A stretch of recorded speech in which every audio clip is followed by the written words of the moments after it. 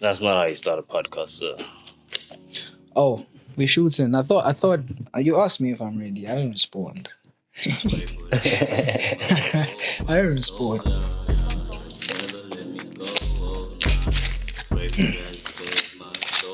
But are we? Ready now, sir? We are here, Doug. Another episode, another day. Another day. How you doing, episode. sir? I'm doing all right, bro. How are you? I'm good, bro. Actually, I realized I haven't seen you properly or sat down properly with you in a while. So good time. Benefits, getting to record, but also getting to sit down And chat, bro. catch up with you a little bit, man. Dog. You know? Yeah. So, I know we've spoken in the low times we did that you were feeling the type of way about some things you said. Caught myself slacking. You caught yourself slipping, it looks like. You know? And I think you wanted to have some commentary about that, sir. We don't have to be like so serious about it. You know what I'm saying? Well, here it is. Here it is. We don't have to be so serious about it, bro. But like, yeah, it was just an observation. You know? That's right. An observation.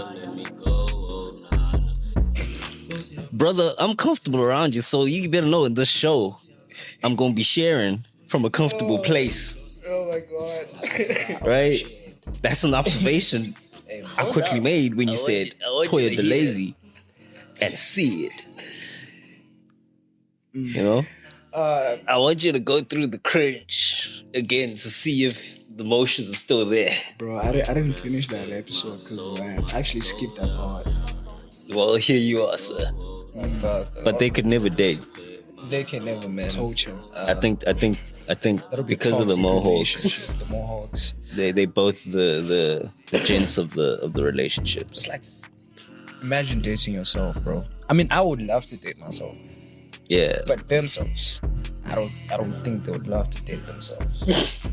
I mean, Who is this fool? I had my shots, but golly, nigga, you just went at their self-worth. no, I'm just. I don't think they'd like to date themselves. I'm just saying, it's like from the tracks.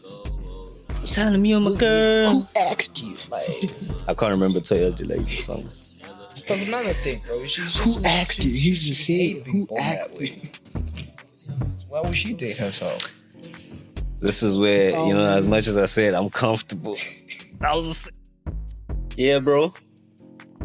How do you feel about it now? Well, I don't know how to say. I don't know what to say, bro. Like, Or maybe take it back to how did you feel initially? Like, cause it does. What can I say?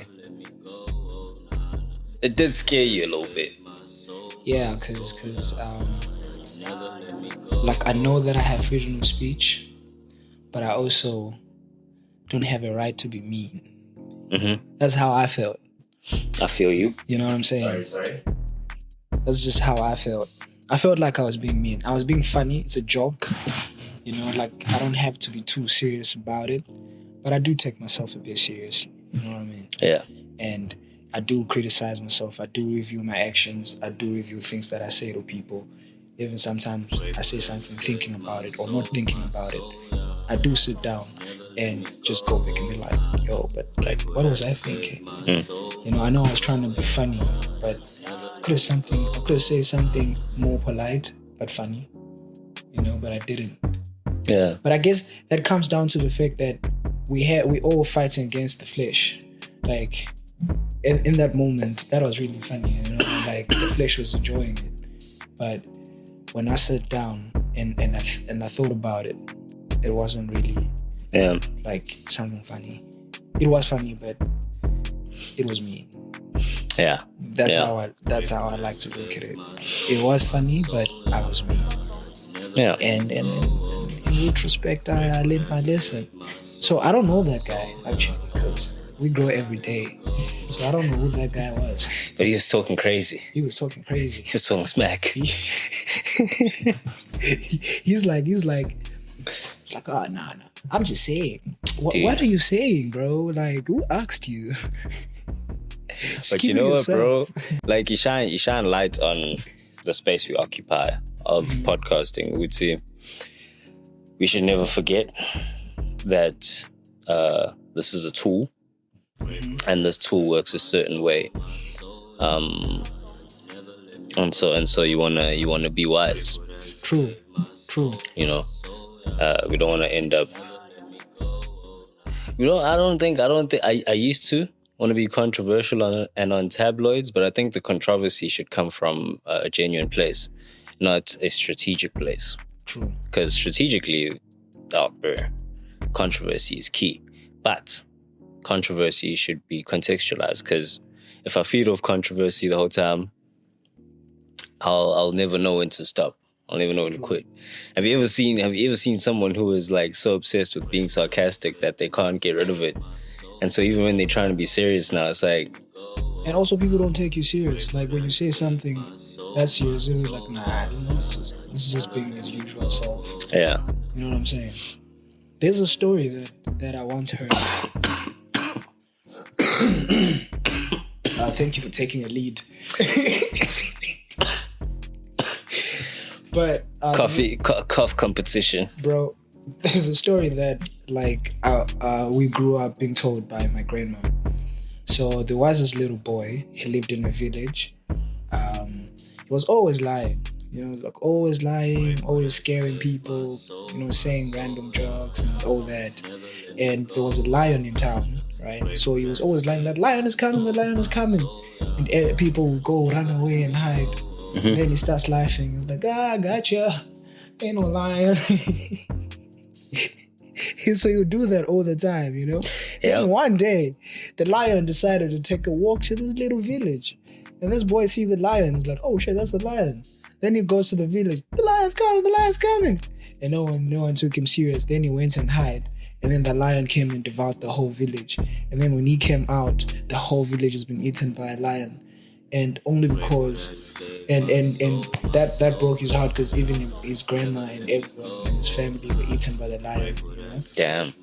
So I feel like your grandma's guilt tripping you by adding the grandma and who got eaten by the lion. She was being diplomatic, being tactful. Like, I want you to know now. Don't take grandma lightly, son. But like, the moral of the story is, even the little actions that we do all have consequences. We might not see them now, but we will see them later. Like, there is a consequence. Like this guy, because he was always lying all the time, he lost his family. He lost his family. Yeah, I think, bro. What angle I got now, with that story. And I've never looked at it this way, because I've heard many renditions of the story. The Boy Who Cried Wolf, by the song by Passenger, but even about our dreams. Sometimes you speak your dreams so far ahead of time, and you oversaturate people with, I'm gonna become this, I'm gonna get this, I want to be doing this. So much so that when you actually start doing it, it's not that they don't want to believe you. They're just tired of constantly hearing you and not doing anything. Yeah. Oh wow. Yeah, bro. I think I just took the role of your grandma, and I went 2.0 there. If anyone is looking for a grandma, I do offer services.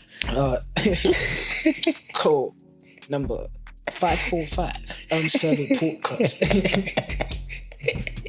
Need a grand for an hour? I'm your guy. Give you good advice. Makes you want to sleep. But yeah, bro. I wanted to start with that just so you can see what it is to get it off your chest. See this this little product over here that kind of lets the heart just overflow with what's on its mind. But I'm happy to hear that you are aware of some of the things you say, and that not everything you say has to just be defended by it's your opinion or that, but context. Yeah, true, bro. Like,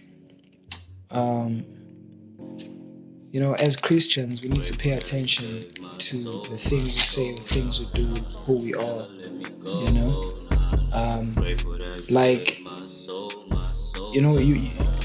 we don't have to feel entitled to and be like, oh, Jesus Christ died for me, so I can do what I want and it's still going to be okay. Yeah, sure, it's still going to be okay when he looks at you because he loves you, but he never said there won't be consequences, because every bad thing has a consequence, It's like Adam when he ate the fruits of life. There was a consequence. It's not that God was going to beat him up and kill him or anything, but there was a consequences, and the consequence is he died spiritually in some sort of way. The consequence was he wasn't the same man he was before he ate that fruit. That was the consequence. Unplugged. Yeah, I have a feeling that your mic is too far from you, and you've got your inside voice that I always don't recognize when it comes in. Like, why the hell is this nigga talking so soft? like we're at the in-laws or something. Look at your coughs compared to your speech. Hey, bro, it's my wise man voice. Yeah, actually, I need to be closer. How was that? And then I told this to someone. Yeah. How was that? Because, I'm sounding like Barry White compared to you right now. Barry White compared to me right now. This is how you sound. Yeah, I sound like. You know what I'm saying? Yeah, Barry White compared to you right now. You got that? Yeah, Doug, you don't have to mimic me. that Lil Wayne voice. Young baby. You haven't heard him. No, when he speaks. When he speaks. Hey, Twist. He's got that morning voice, bro. Yeah, bro. Hey, bro. You blessed, bro. I envy your voice. I remember, thank you, bro. I remember we used to do spoken word for girls with that voice. Put some little piano at the back. Yeah. And just like, hey, babe, how was your day? You see what I mean, Doug? Like, I didn't even need piano. My voice is sufficient. we needed an extra boost, bro. A little something, a little sauce. Yeah, Doug. I know. This is way out of pocket. Yeah. But when I used to lean back in the cut, like, that would be one of the things I do. I'd get on a phone call with the girl because I know my voice is just mesmerizing. How you doing? Yeah. Nah, I'm just chilling. What's on your mind?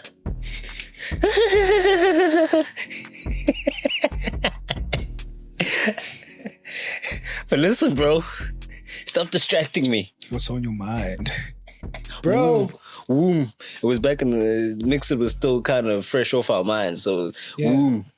What's on your mind? You know that abbreviation. Yo, I used to hate abbreviations, but that's the generation I come from, bro. You sound like one of those guys who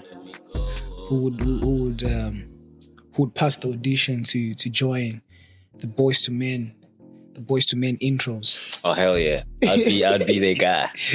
So, baby, I've been thinking about you. Look at you. To the end of talk. I didn't want to have to do it, but you were getting a little out of hand with your crazy little self. Go on. Go ahead. I'm going to keep contact with your grandma because she makes great apple pie. Anyway, bro, that's none of your business. How did you know about my grandma? I got integrated into the family. If you didn't play like this, maybe. I haven't introduced you yet. Oh, you know about my grandma's apple pies. I saw the family profile. Ain't no apple pies there. Just disclaimer, I'd never meet a girl like AJ. Since you're taking on the voiceover of the shorty. Yeah. But anyway, Doug, you know what's special about this episode? Even though we couldn't, like, I was so prepared, like, oh, you know, I want to set the runway for my nigga, kind of. But, you know, to officially introduce you, you know, because I posted the tester. I think the tester was out of, like, allowing ourselves into that pressure of the work needs to be explode, needs to be executed, instead of it just constantly being revision. But this is the official first episode between me and you, because it would be a lie to say the official first episode. Oh yeah, man. Thank you. Thank you for having me. Yeah, he's official now. He came with glasses. Yeah. I had to look the part, eh? Bruh. Yeah. Like, have you been starting to buy your clothing to match the color or something? Like, t-shirt to glasses ratio, man. Nature boy out here. You look nice, Doug. I like it. That's a nature boy. Nature boy. With some earthy tones. You know what I'm saying, Doug? You're actually wearing all my favorite colors. Hey, bet, bro. Thank you. Yeah. When I say all, I just mean green. But the variations of green. It's so one green here, bro. Doug. Okay. So how do I introduce someone I know inside out? Inside out. I leave it to you, bro. Inside out. Yeah. Inside out. Listen, Doug. The theories are all, oh no, your girlfriend is the closest person that'll ever know you inside. Nah, Doug, I got a different theory. Hey, man. I know this nigga. Yeah, we all need one brother who knows it inside out. Yeah, bro. Who knows the secrets. Like, let me ask you this, and I know this is personal. Yeah. But how many people let you explode in their space? Besides your family and your girlfriend. Well, there's you and Tembelani. Who the hell is Timberlane? I don't know you inside out.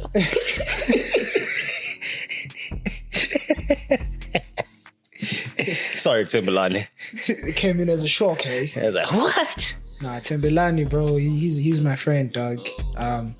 Yeah, he's my childhood friend. Showcase. Yeah, we still tight. He called me recently. You know, I was surprised because he has cornrows. He had cornrow, dog. Oh, damn. I'm like, nigga, you have cornrows now? Hey, bro. Homies evolve out here sometimes. Bro. Yeah, I used to like look out for him. You know, dude. He was a pretty chilled kid. You know, nerdy vibes. Mm-hmm. You know, now he ain't no nerdy no more. He's got a girlfriend. Oh damn! I used to write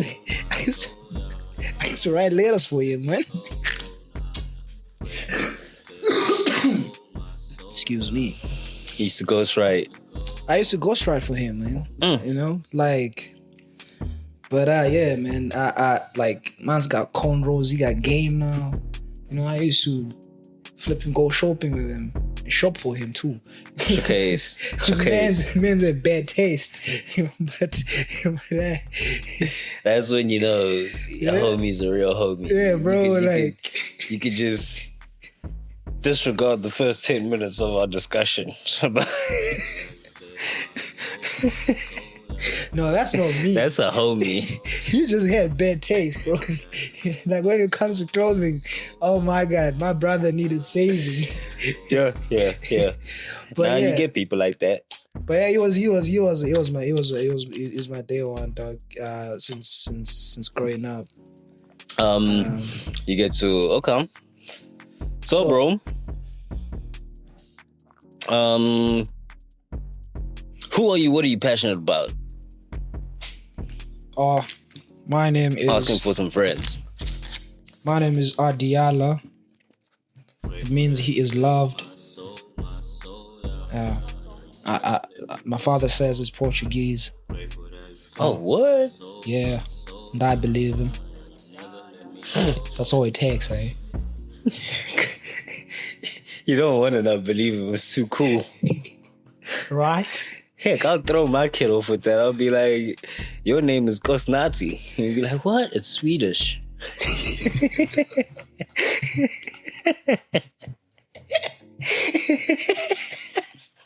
Oh, it's Swedish. Wait, so have you ever Googled it to see if it's Portuguese? Oh no, I have, but like I don't think it's Portuguese because you find it in India, you find it in like most parts of Asian countries though. Most part Asian countries, but it also means strong moral something like integrity, something like that. It doesn't mean he's loved. I mean that was his definition. When I Googled, you are what he says you are. That was his thinking around everything. He was like, and I believe him. Doctors looked at him like, what are you gonna name him? Adiala. Portuguese. Yes. Mm-hmm. Yep. Mm-hmm. Yep. Mm-hmm. But no. It means he is loved. I'm done. That's epic though, Doug. Like, okay. I didn't know that. Right, and I believed him ever since he told me what my name is, and I've been going with it. And low key, I think people need to change the dictionary and actually put it down and say, put you on up in there. Yeah, put me on there, you know, and say, Adiala. He is loved. Is that how you pronounce it? Yeah, Adiala. Adiala. Mm-hmm. Adiala. I'm a photographer, a creative photographer. But I don't know why. I don't know. It's a thing. You know, I don't. A picture's not creative enough, so you have to add that you're creative. I see you, player. I don't know why we had to do that. Like I do that so many times. Internet. But I'm a photographer, videographer as well. I'm an artist. I draw. I'm not like I wouldn't say. I'm not a professional. Like I don't draw to sell my art, but like I draw, you know, on my own time, and it's pretty cool. Probably sell it after 10 years when my name has a little bit of weight. Like you're in the featherweight division right now. Right now, it's the early parts of my journey. I feel you. Aye. You know, I'm still in the wilderness. Trying to figure this out. But I draw. I sing. I'm a songwriter, even though I haven't written any songs in like a year. Mm-hmm. But I have a bunch of choruses, some pretty nice hooks. I don't qualify to be a beat maker yet because I haven't made a beat that I'm actually proud of. Okay. Like I get hyped when I make certain beats. I always get hyped over everything that I do. So, but yeah, I enjoy making beats. And the personal side of you. Without being too vulnerable. The personal side of me, bro. Chill guy. I'm a chill guy. Family oriented. I'm kind, bro. I'm kind. Even though sometimes I might come across as I'm not, but I'm pretty kind. I'm a kind person, man. Yeah. I'm a kind person. You enjoy it. I enjoy it. I enjoy being kind to other people. You know, it brings me joy. You know, brings me joy. Being nice to my fellow brothers, strangers, or anyone. You know. Yeah. You taught me to actually tithe by giving to homeless people. Yeah, because that's what our tithe do. Yeah, you know? Doug. That's what our tithe do. Our tithe is meant to push the word of God forward. Like when we bring it to the church, is to upkeep the house of the Lord. And the house of the Lord, and also those are the same funds we use to bring the people to the house of the Lord. And when we upkeep the house of the Lord as well, people still come into church. So, it's just doing the same job. Yeah, you know, it's crazy. But maybe let me phrase this right. I don't hear it explained like that enough.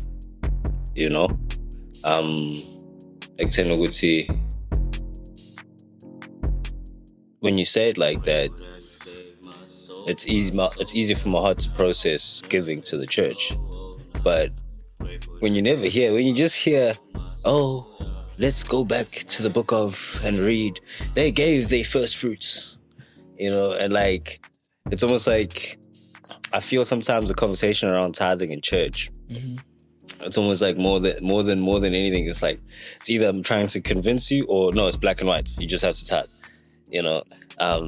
but to actually hear it's practicalized a little more, it's very nice to hear, because it's like, oh yes, money to bring to the upkeep of the house of the Lord, as well as to bring people to the house of the Lord. Oh, I want to invest in that. I like that, But anyway, we're not talking about tithing. Just getting to know you a little bit, bro. Yeah. Let me just go deeper a little bit. Oh yeah, I knew you didn't want to let go of the tithe. So, like, about the tithe, bro. I'm just gonna touch on they brought their first fruits to the house of the Lord. It was not meant, for example, like. Oh, shucks. Yeah. Yeah. So during those times, right, the priests were the tribe of the Levites, right? And now these people, mind you, do nothing but serve the Lord.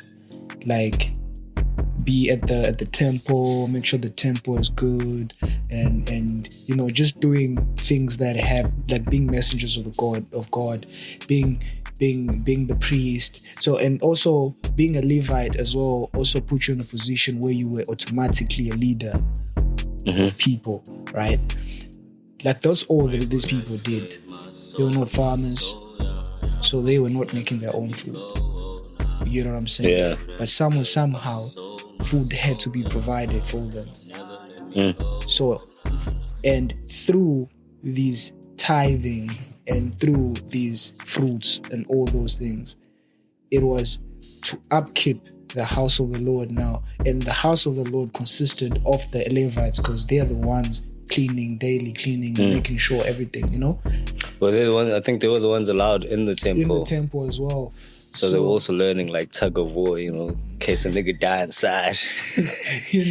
And this guy still needed to eat, Yeah. Yeah, and that's how food was provided.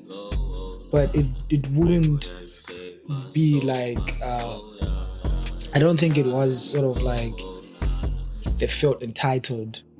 Yeah, no, it wasn't an easy task, to bear, that you would even get tempted to think of entitlement. Because even when David, there's a story where David was hungry and walked into the temple and ate the bread of that living bread and all that. Yeah. And that wasn't a sin. Why? Because he was hungry. Yeah. And food was there. And food was there. That's the bread served its purpose. Everything. Yeah, but, like, let's leave the story for another day. Yeah, man. Story for another day. But on an emotional side, bro, like, personal side, I love my kid, I love my family, I love my girl, who I'm going to yeah. Go on, Professor, brother. Say it with your chest. I don't want to say it. Don't want to jinx it.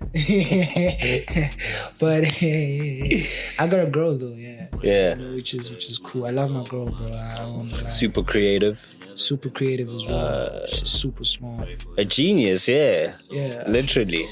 Yo, she blows my mind all the time. Bro. She's super smart. But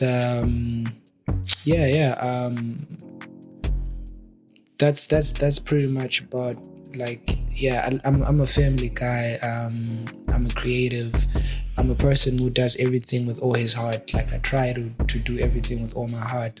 Sometimes I'm not physically fit because I get tired as well. I'm human. But if I have enough strength, whatever task you give me, I'm going to do it 100%.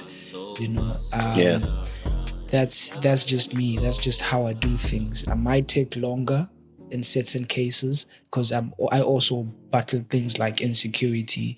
I also battle things like,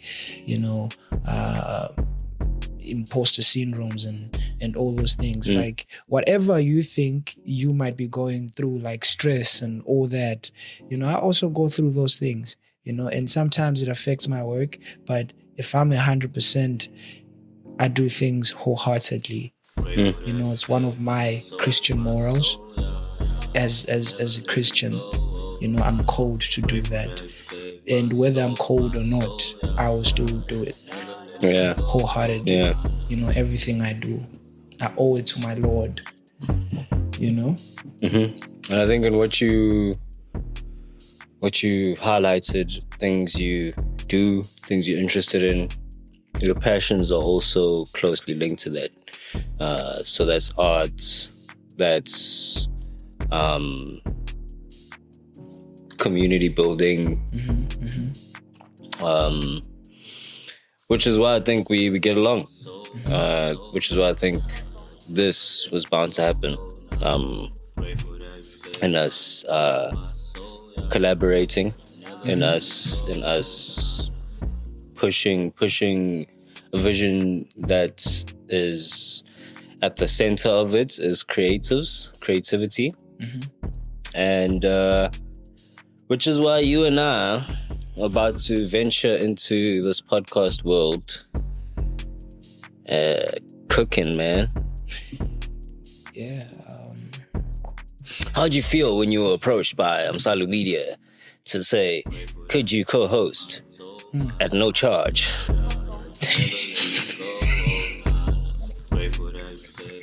At no charge.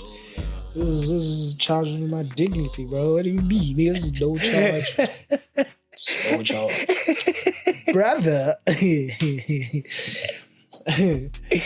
I'm walking on a rope right now. No. That's joking. my charge. You here because you're very valuable, sir. Thank you, G. Thank you. But how I felt when I was approached, I was excited. Like, I was excited initially.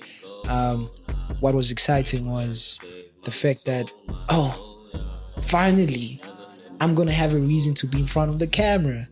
Because I'm always behind the camera, So I was like, finally, I'm gonna have a reason to be in front of the camera, So that was exciting.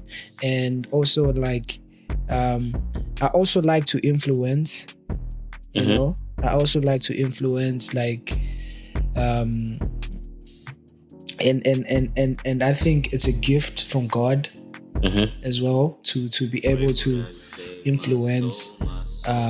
But so I had to, like, choose, like, what kind of influencer do I want to be? What kind of person do I want to be? Well, But at first, I didn't think about all that. I was just genuinely excited to be on a podcast. It was like, that's pretty cool. That's dope. Yeah, that's dope. My girl's gonna love me more. She gonna see her man on the screen. See her man on the screen. I was gonna see me on TV. My number one. Yeah. Yeah. So that was the whole thing, bro. I was just genuinely excited because I'm gonna be on TV. But then as time goes on, as I also grew,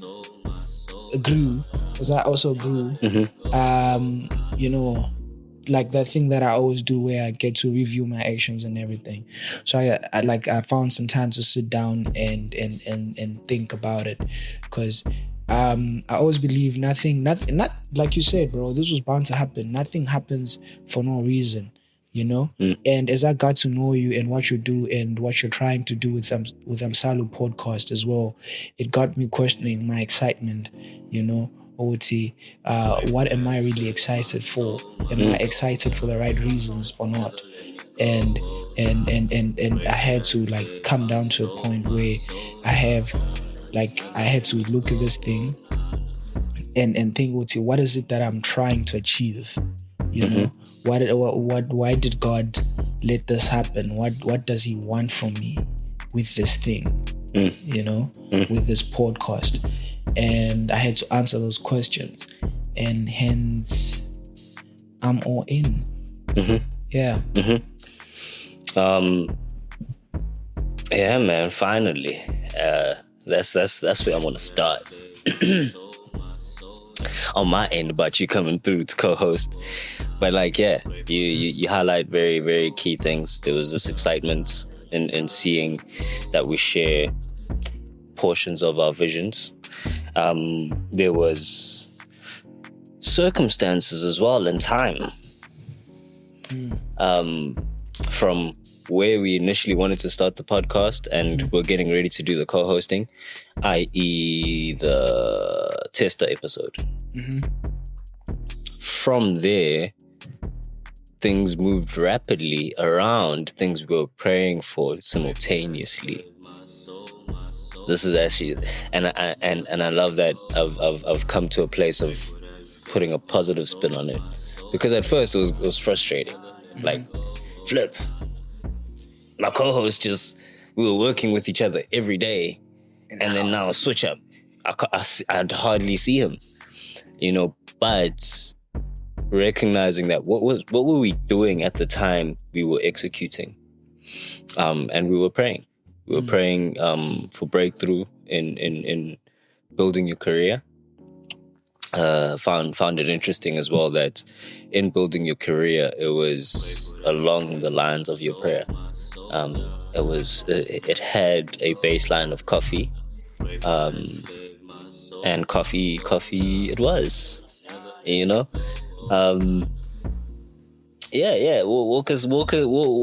Walk me through that again. The barista journey. Yeah. Hey man, coffee chose me. Like, coffee has always chose me. I don't know if you. Yeah. But like, let me support my point. Yeah. Let me support my point. First time I got a call to be a barista, I was not a barista. I was just looking for a job as a sales rep or a till guy, you know. But a restaurant called me. Hey, you said you're looking for a job? Yeah. Listen, can we meet tomorrow at Market Bean for an interview?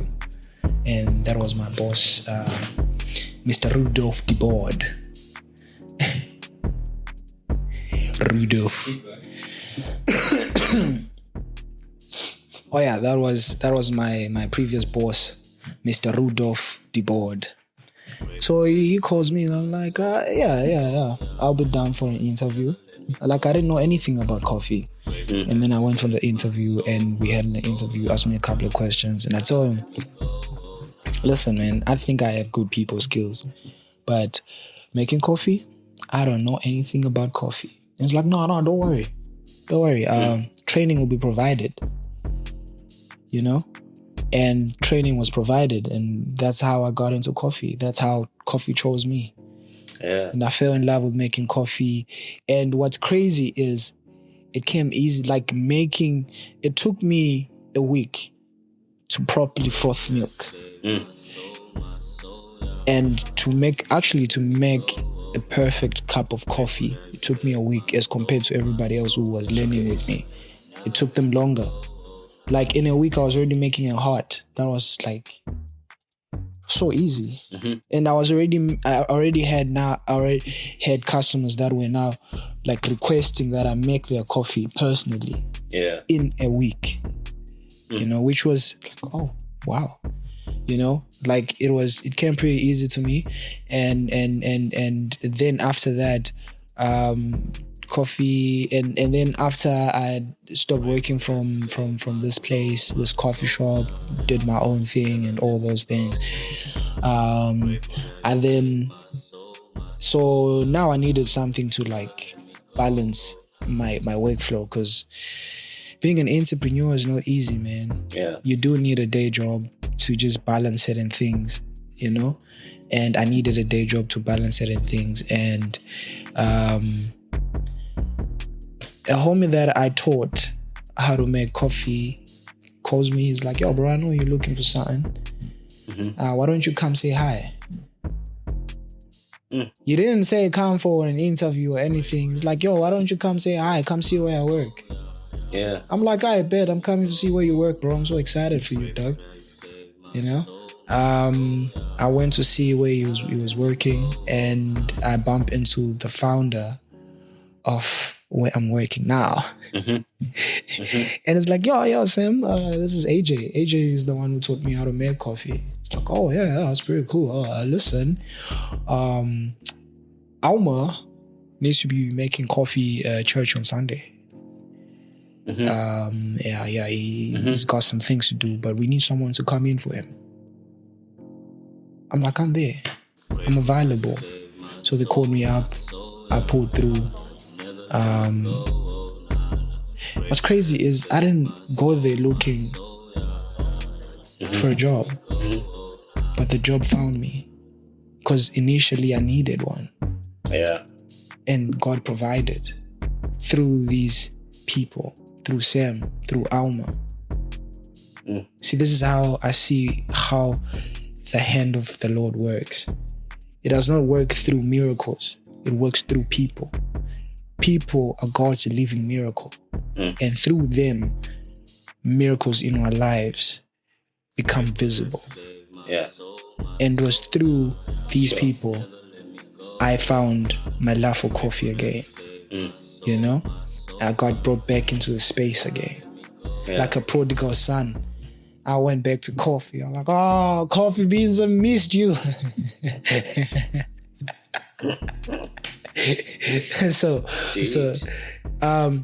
And that marked a beginning of a new journey for me, which is the journey I'm currently on.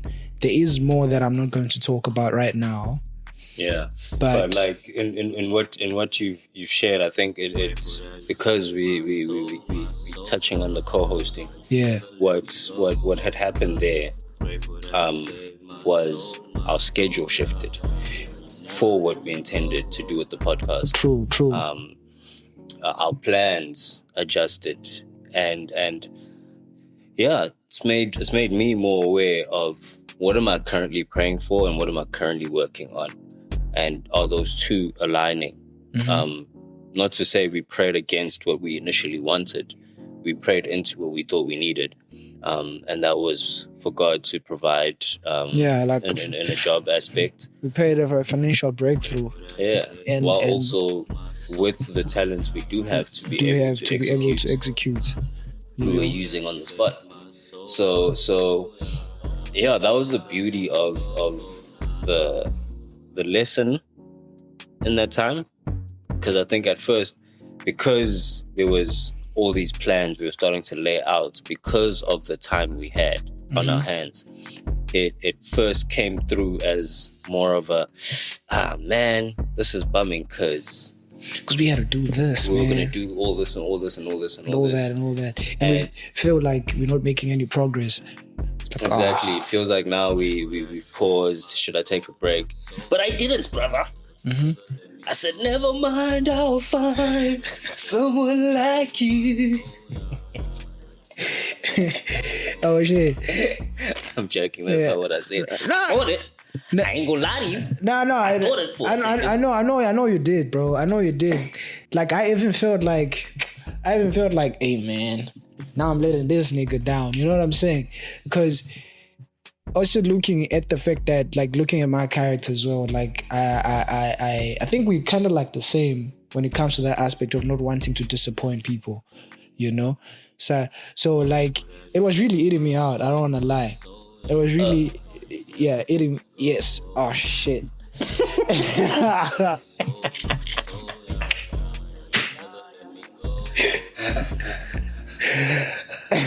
Pause.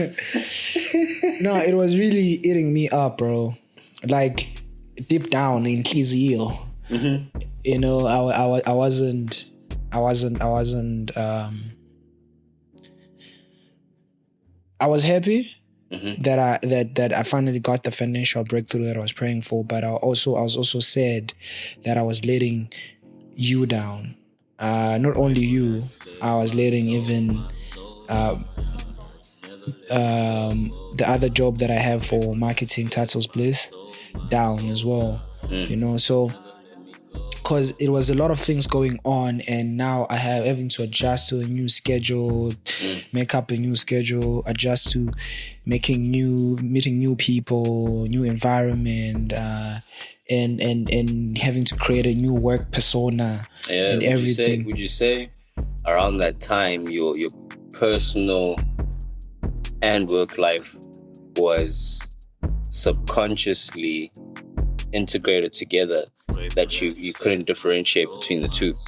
Because some of the disappointments wasn't necessarily in the job aspect. I don't think. I think it was in that, hey, if you had to be in my shoes and see why I was looking for a job, you'd understand why my prioritization has become like this. And in context of the time you were in your life as well, and the period and the circumstances you were having to tackle and face, you needed to prioritize getting these ducks in a row. And so, but the disappointment being on a more relational aspect, because relationally we didn't have the usual time we were having anymore. And so it made it allowed for the mind to fester thoughts of, I'm letting this person down. Whereas really, because even for me, it was festering in a certain way where it's like, am I being let down? Or because at the same, I was the very person who was praying my homie gets this, you know? But now here I am also being disappointed that I don't have that time no more when the prayer is answered.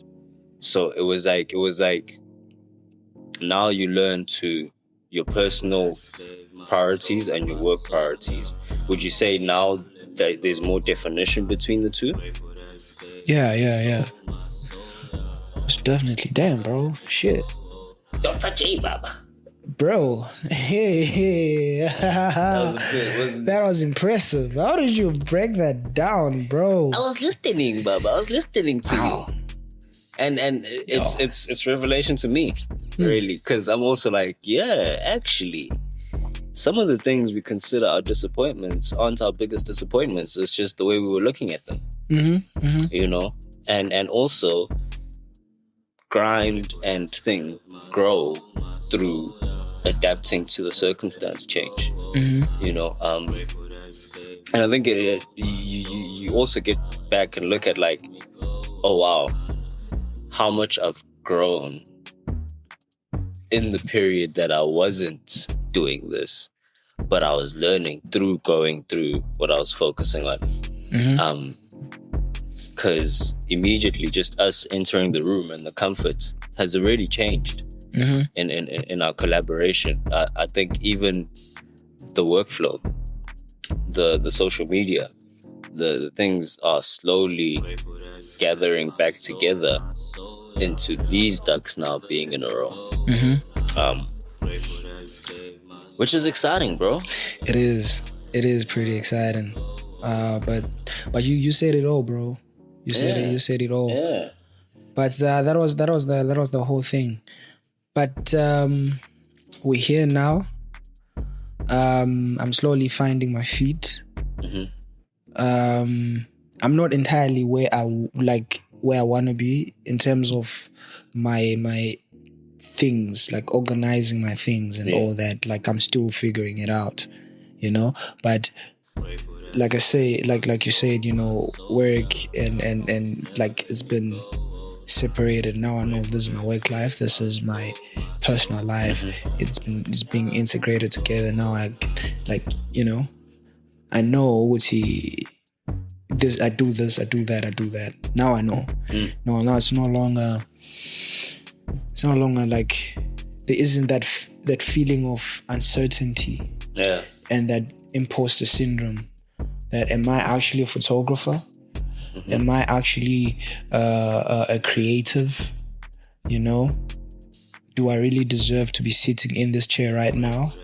You know, like there is no more those thoughts as well. They're gone because of that phase that I went through the past couple of 1 month. Yeah. You know, couple of days. Oh, bro, that's dope.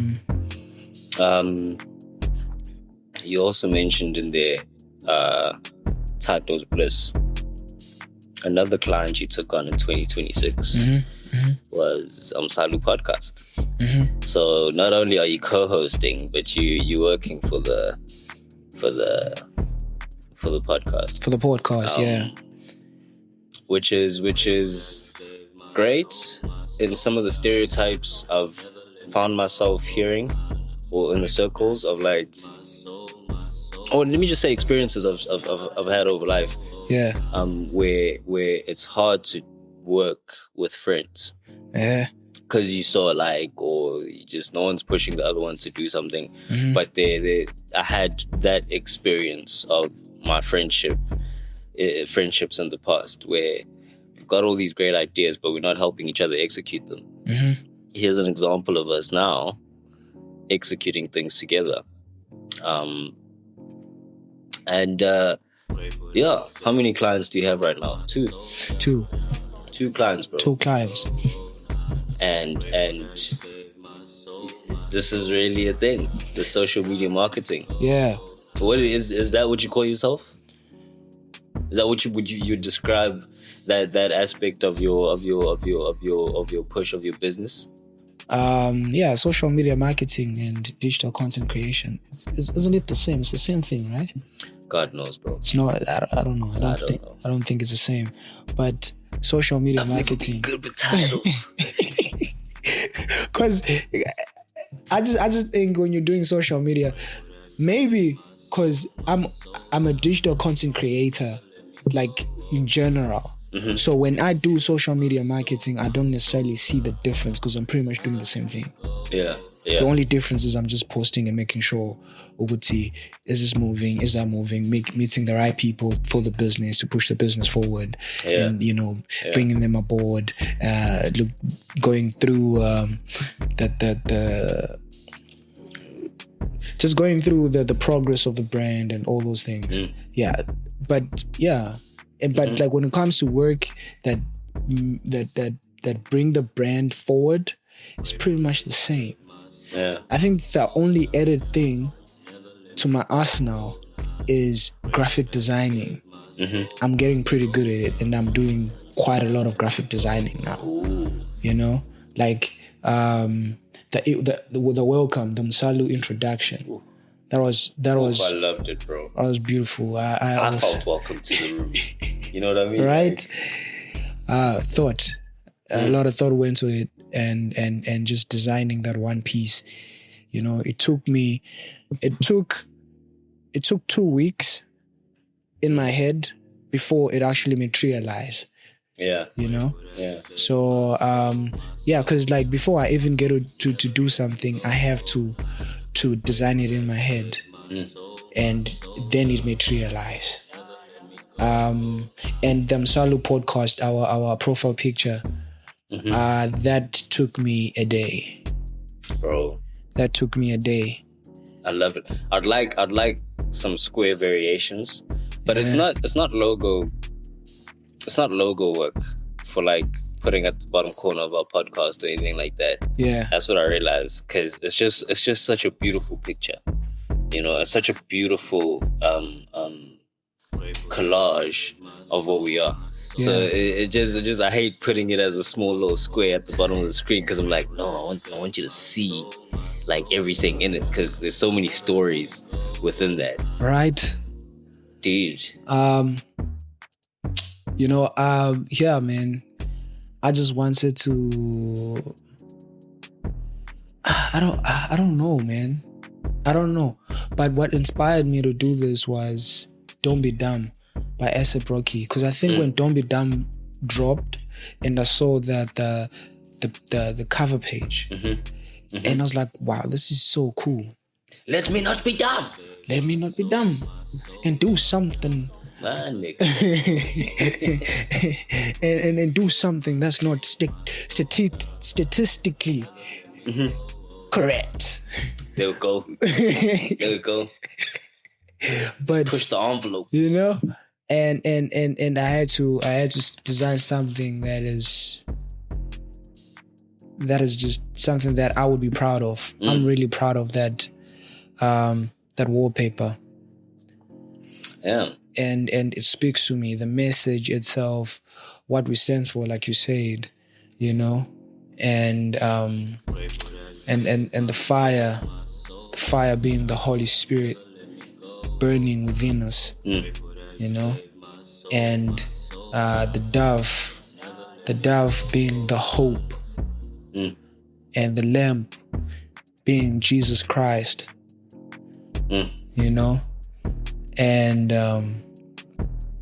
and then the prayer that the hands like this being what sustains us with the Holy Spirit, which is also, you can see the hands are burning, which is the Holy Spirit, and then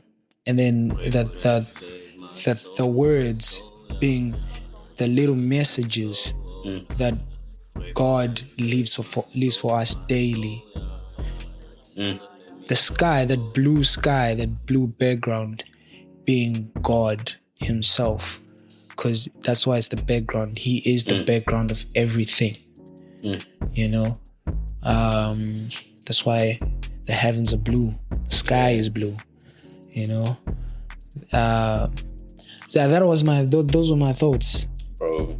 And that's social media marketing for you. You get to, obviously the public might not see.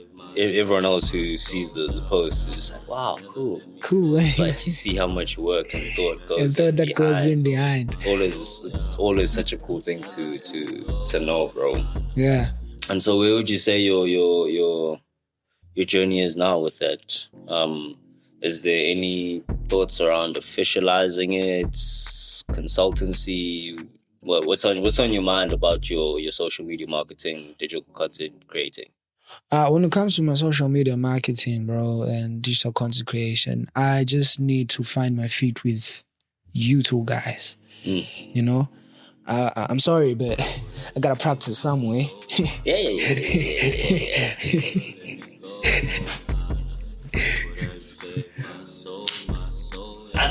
I have to practice some way. So I'm still fine. Like, what can I say? This is I'm in class right now with Tatos Bliss and with Amsalu podcast. The only difference is I'm learning as I go. You know, I'm getting like first-hand education.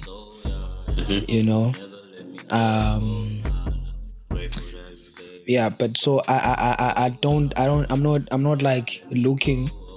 not looking for new clients. But if they come to me, they come to me because God has sent them to me and he thinks I'm prepared to handle the new clients. But as when it comes to looking for clients, I'm not looking for clients right now. I'm just trying to perfect my job, like the job that I have right now. I'm pretty much content with what I'm doing right now, and I'm just trying to, when I'm ready, bro, and say, hey, listen, the social media marketing is solid, and now I need to get new clients. Oh, you will know. You'll be the first to know. Can I scripture came to my mind with that. Luke 16 verse 10. Whoever can be trusted with very little can also be trusted with much, and whoever is dishonest with very little will also be dishonest with much, I guess. But, so if 16 verse 11, so if you have not been trustworthy in handling worldly wealth, who will trust you with true riches? I think if I unpack that and why it came to mind, it's not necessarily like if you trusted with 2 clients, you'll be trusted with 20. That logic is true, but I think the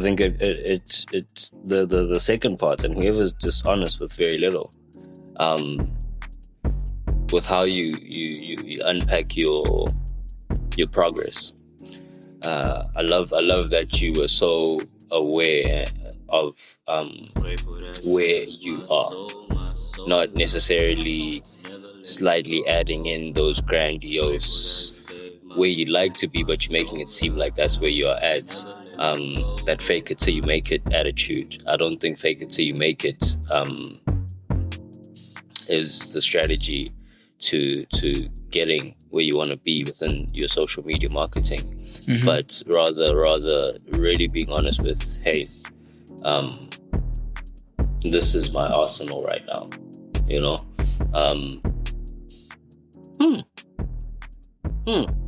No, I like it.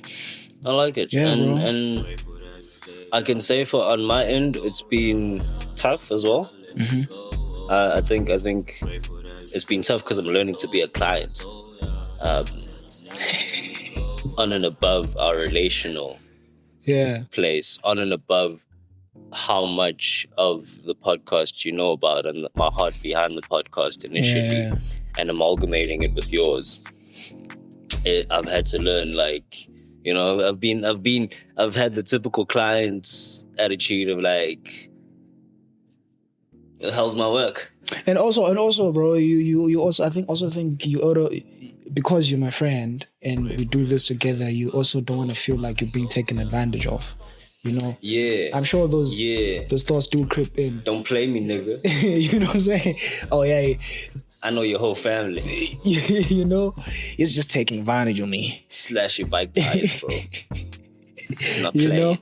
But like, I think there is that, and then there's also the satisfaction of when the work comes. You're like, now it's like, okay, how do I become a better client? As well, I think also what was on my mind was also like, I don't want you to just be anyhow, because I also am aware that you in a building process and learning process. I was walking alongside you when you were building up your social media marketing and digital content creating. So it was like, what skills, or how can I be a client that gives him room to learn new things without me like blatantly saying it, but in the questions I ask or in the things I'm inquiring about, the work you're doing for me, how do I open up your mind to better suit the conversation of clients?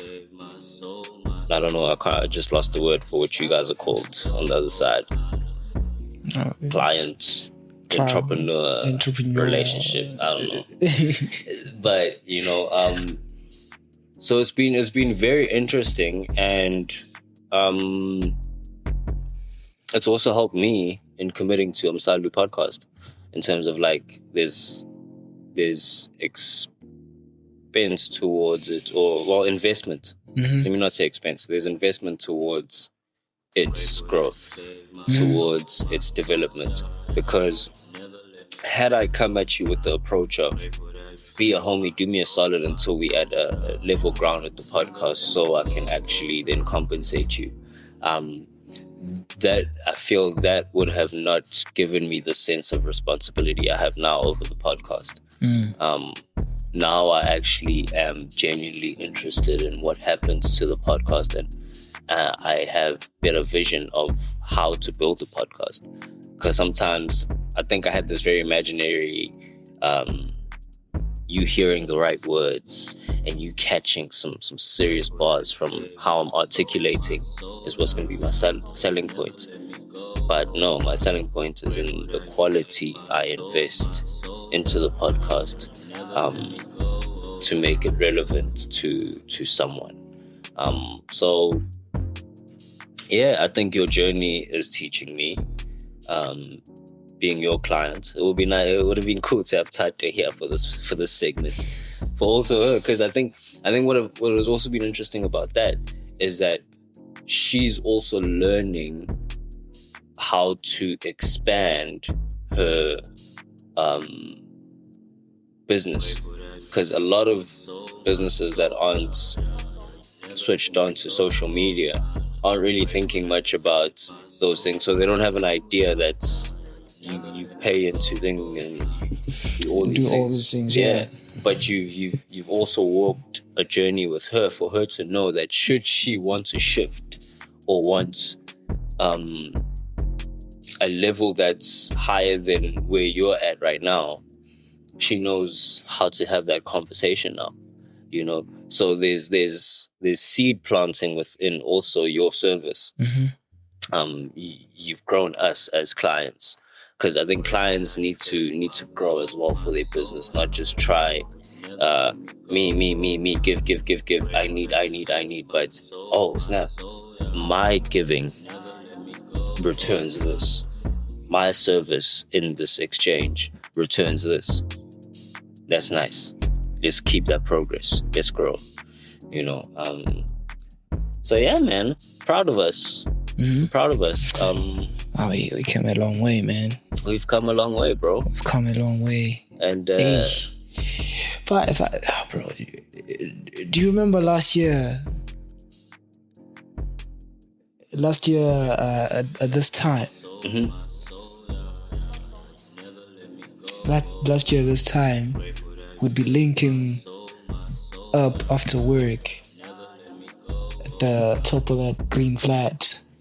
Yep. You remember that rooftop? Yep. And oh yeah, those are the days. You can always cut it out if you don't want people to know. But like those are the days you had a raffle with your brother. Yeah. And you broke the mirror like beginning of the year last year. Yeah. And it got you thinking like too deep. Or like, oh man, if I'm gonna start my year like this. Hey man, I don't know. I don't know if I'm gonna make it. I don't know if I'm making any progress where I'm going. Yeah, I remember, bro. Like you took it pretty hard, man. Yeah. How are you? Like if you look back, like the journey till today. Oof. Great question.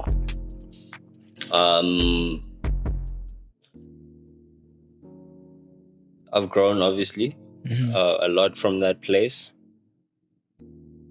But you just made me realize something. That's that awakening of like, I don't want shit to always be like this. I got dreams. I got all these things. I became aware of time in a way that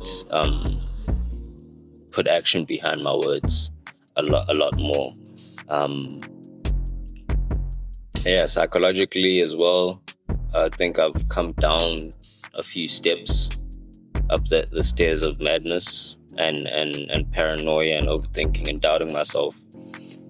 I'm becoming more accustomed to my reality that this is what I'm capable of doing and actually acting upon it, and instead of having great dreams and a poor mindset. I had a very poor mindset, wanting to give up everything, just being overwhelmed because I don't know where to start or how to go about it. Not wanting to work those problems out, not loving those problems enough to want to solve them. And yeah, Doug, it really grew me a lot, because I think even that year going forward and growing, and the things that were keeping me grounded at that time was recovery meetings, going to recovery meetings, and that still goes on today. And just having these conversations more with you on that rooftop, starting to do some creative work. That's where I also started recording myself a lot more. And so yeah, bro. It was a lot to learn. Still a lot to learn. Still a lot to process. But things like our podcast, at the time it's happening, things is evidence of that growth period. And learning to say, I'm actually capable, and it was ego, really, because I felt sorry for myself, but ego was like kind of like, I'm capable of this, but I don't want to do it, you know. I think it scared you. Yeah. You know, I think what scared you the most was not the fact that you did it. It was it was more like you know,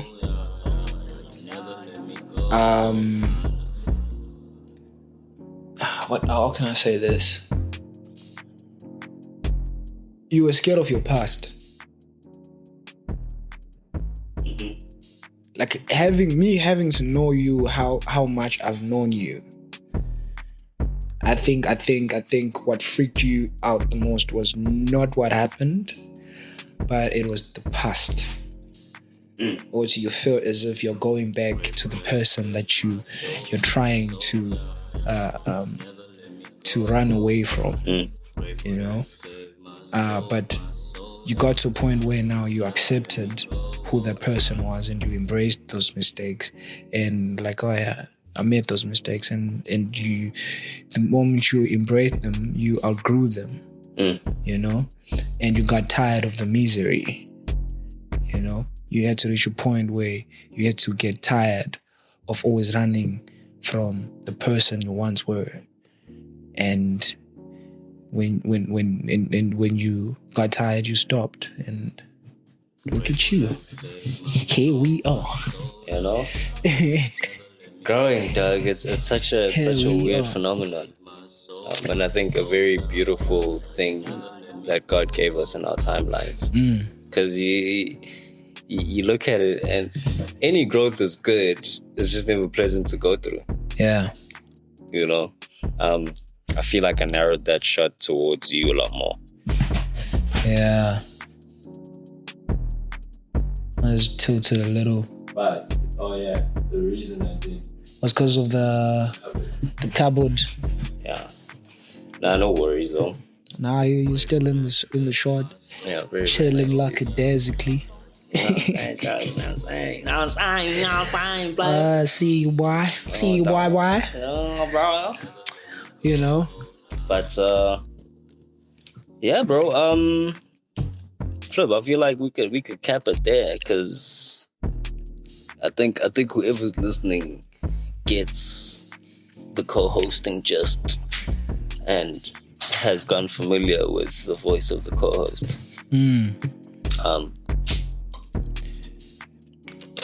Something TJ,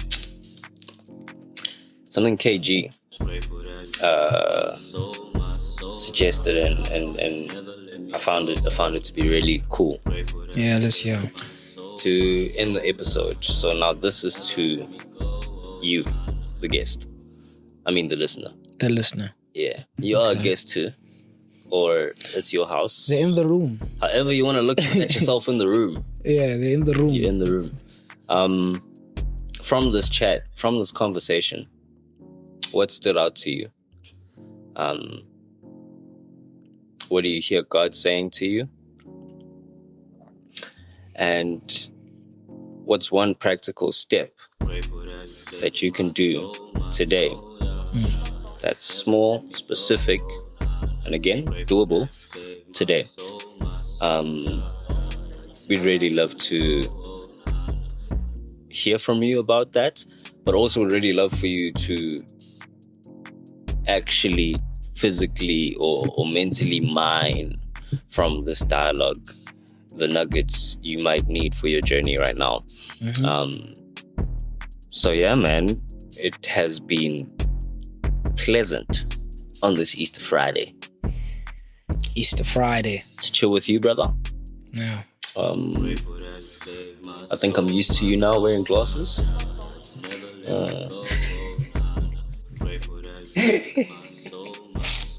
Those are easy peasy glasses, bro. Mom, bro, I was wearing some frames yesterday. They had Specsavers. I was like, not bad. You know, I'm bad.